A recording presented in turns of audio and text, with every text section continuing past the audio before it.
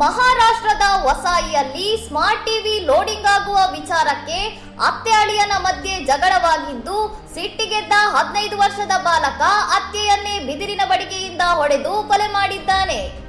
ಕೊಲೆ ಮಾಡಿದ ಬಳಿಕ ತನ್ನ ಸ್ನೇಹಿತನ ಸಹಾಯದಿಂದ ಶವವನ್ನು ಮಂಚದ ಅಡಿಯಲ್ಲಿ ಬಚ್ಚಿಟ್ಟು ಯಾರಿಗೂ ತಿಳಿಯದಂತೆ ಬಾಗಿಲನ್ನು ಒಳಗಿನಿಂದ ಲಾಕ್ ಮಾಡಿದ್ದನು.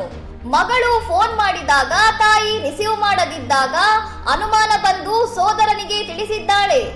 ಆತ ಕಿಟಕಿಯಿಂದ ನೋಡಿದಾಗ ರಕ್ತದ ಮಡುವಿನಲ್ಲಿ ತಾಯಿಯ ಕಾಲುಗಳು ಪತ್ತೆಯಾಗಿವೆ.